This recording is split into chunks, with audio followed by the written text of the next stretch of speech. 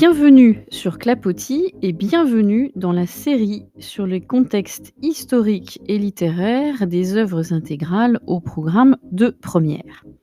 Alors aujourd'hui, nous allons nous intéresser plus particulièrement au contexte dans lequel Olympe de Gouges a réalisé sa fameuse Déclaration des droits de la femme et de la citoyenne. Et plus particulièrement dans cet épisode, nous allons nous intéresser au statut des femmes durant la Révolution française, qui explique d'ailleurs en grande partie l'élan et l'engagement d'Olympe de Gouges durant cette période des plus troublées. Partons donc ensemble à la découverte ou à la redécouverte de cette période complexe et chaotique.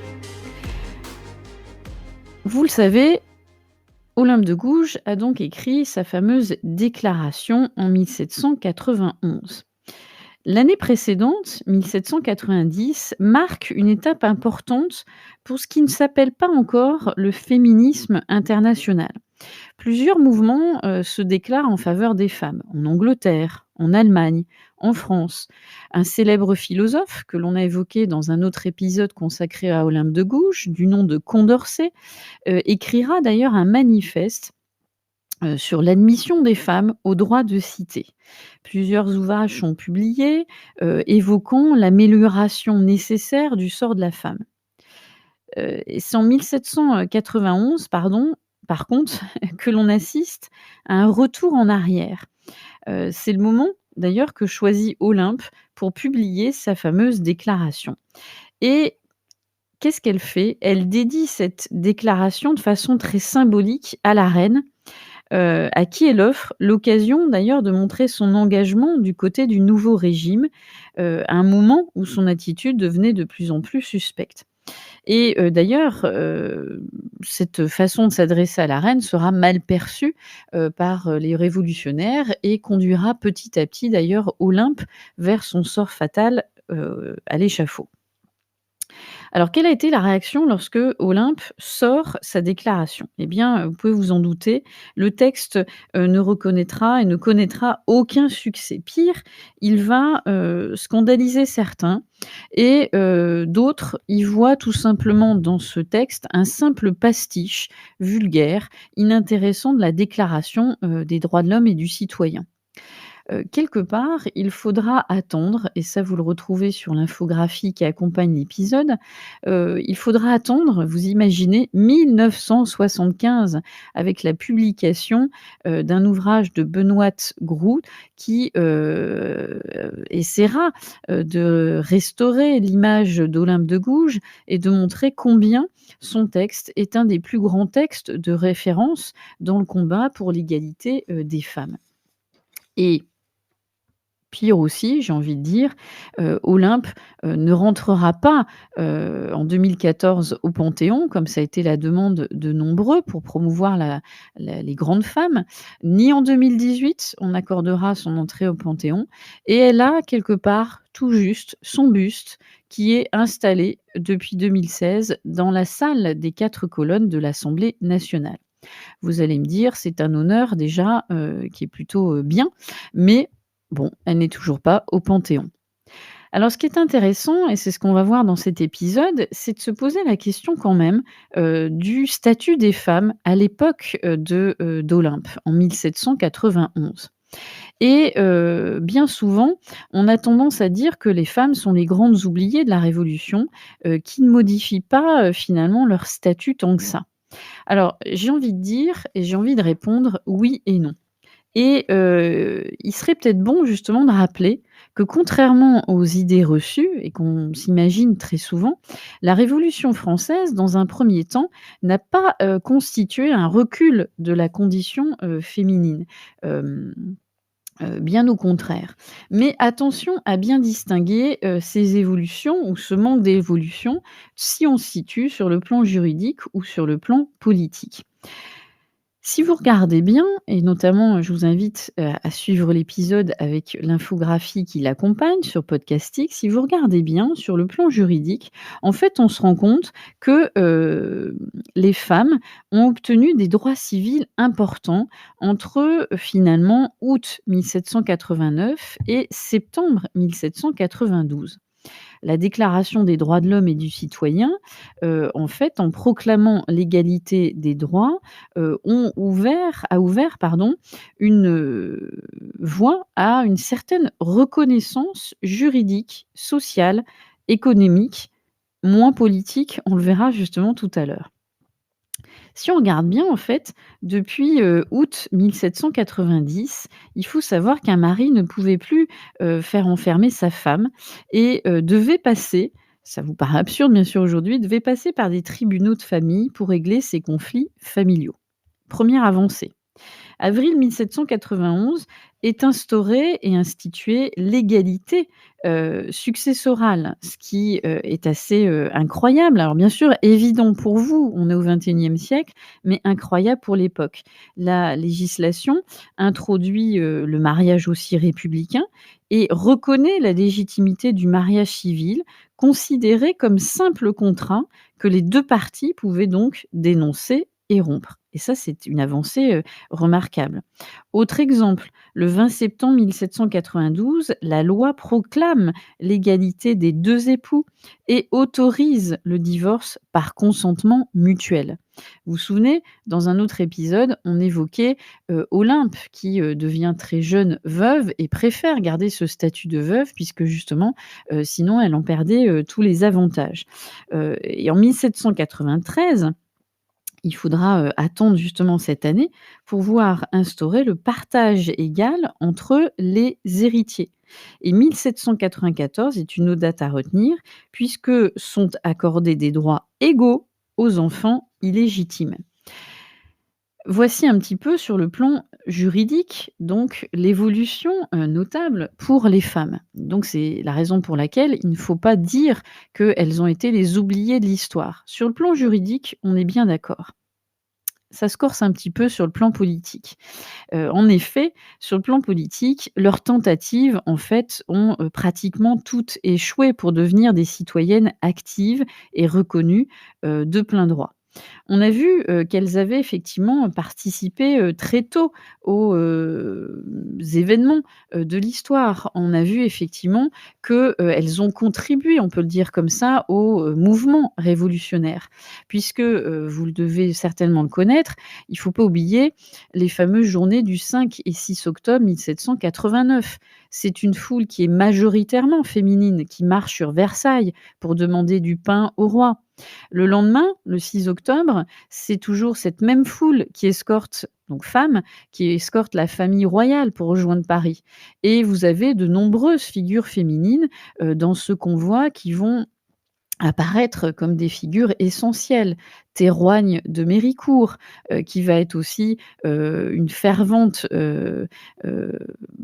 qui va participer justement à tous ces mouvements de la foule, parisienne. Elle va être aussi, on va retrouver bien sûr Olympe de Gouges, qui est dans les rangs, du défilé des femmes lors de la fête de la Fédération du 14 juillet 1792.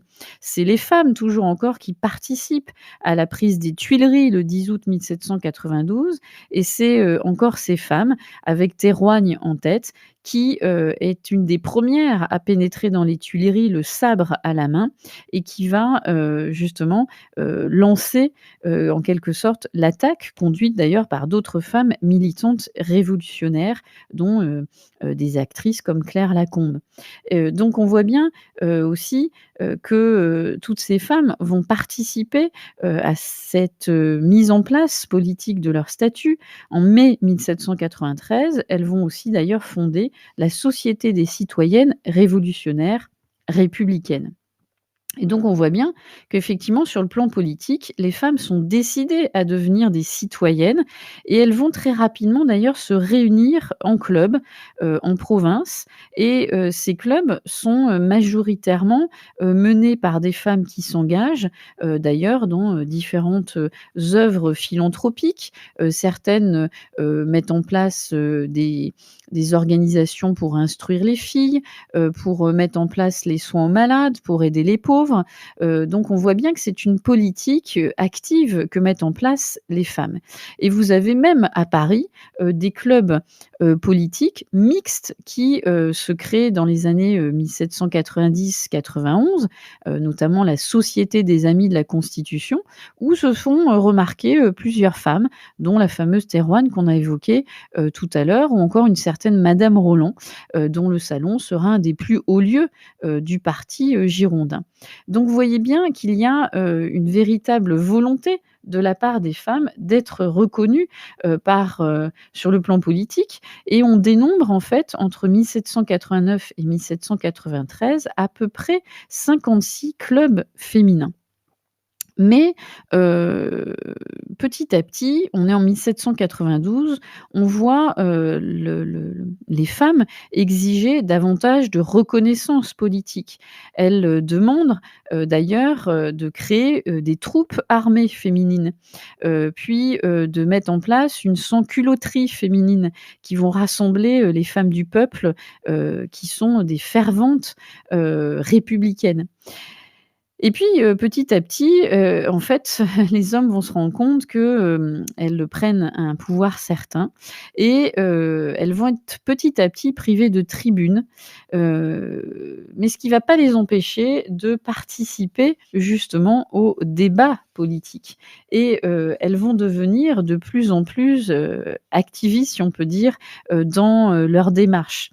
Un activisme bruyant qui va commencer petit à petit à déranger la Convention qui, réagit férocement, puisque, à partir de 1793, la Convention dissout tous les clubs des femmes et empêche tous les rassemblements de plus de 5 femmes. Donc vous n'avez plus en tant que femme le droit, c'est totalement interdit, vous n'avez plus le droit de vous rassembler, de vous réunir pour, cogiter ensemble aux actions possibles.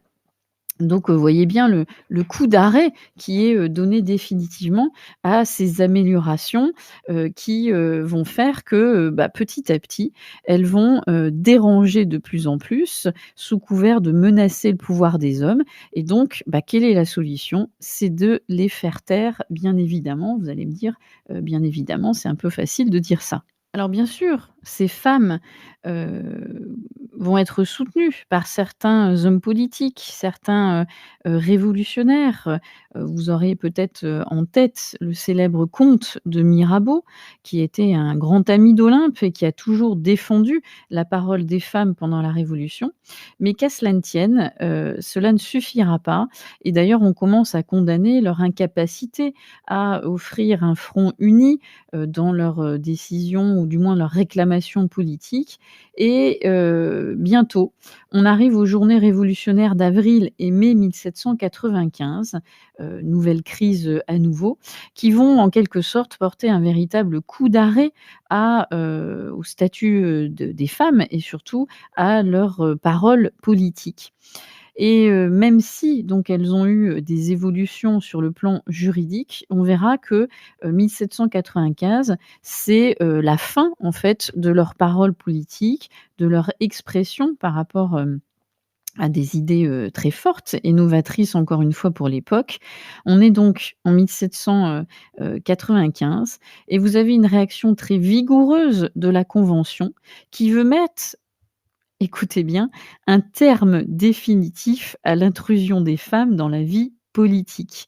Elles deviennent trop gênantes. Elles deviennent dérangeantes par rapport à ces idées qu'elles veulent porter et qui sont des idées, issues des idées fortes de la Révolution. Olympe, d'ailleurs y participera, hein. Je vous renvoie à l'épisode où, on évoque effectivement, la portée de son écrit et ses idées, ô combien novatrices. Et que fait la Convention? Eh bien, de façon habile, elle édite un texte, le fameux texte du 4 prairial qui correspond au 23 mai 1795, qui décrète, je le cite, que toutes les femmes se retirent dans leurs domiciles respectifs. Sinon, elles seront dispersées par la force armée et successivement mises en état d'arrestation. Voilà, c'est la fin, on va dire, du combat politique pour, ces femmes, ces nombreuses citoyennes qu'on appelait pour certaines les citoyennes tricoteuses. Pourquoi? Parce que, elles, participaient, parfois brillamment pendant les tribunes, aux débats des assemblées, des cercles politiques et qu'est-ce qu'elles faisaient en participant? Elles tricotaient et donc elles faisaient exprès par moments de faire du bruit, en tricotant pour montrer, leur mécontentement ou leur désir de participer, au débat. Voilà, 1795, c'est la fin de ces citoyennes, tricoteuses ou qui avaient une verve et une, grandeur oratoire, hein et vous savez bien sûr l'issue fatale pour, Olympe de Gouges. Mais il était bon de rappeler, l'état, et la situation des femmes et donc je rappelle, oui, sur un plan juridique, des évolutions certaines, mais sur un plan politique, en fait, on se rend compte combien, justement, la force révolutionnaire masculine a, rapidement, empêché les femmes de s'exprimer sous couvert d'avoir des idées trop novatrices, sous couvert d'être trop virulentes, à l'égard de certains. Et c'est dans ce contexte, vous avez compris, que Olympe va réaliser, son écrit, qui traversera, les siècles, mais avec ô combien de difficultés. Et c'est aussi, cet épisode pour vous permettre de comprendre véritablement, heu, les droits, qu'avaient les femmes, mais des droits, certes juridiques, mais restreints en politique. Et on pourrait aussi poser la question, de la difficulté, qu'ont encore les femmes à pouvoir, exister et se faire reconnaître sur un plan politique. Voilà pour cet épisode, donc n'oubliez pas de consulter, l'infographie, qui l'accompagne comme, à son habitude et je vous dis donc à très vite pour d'autres épisodes consacrés à Olympe de Gouges, mais n'oubliez pas les autres séries qui se réfèrent aussi aux autres œuvres intégrales à votre programme. À très vite.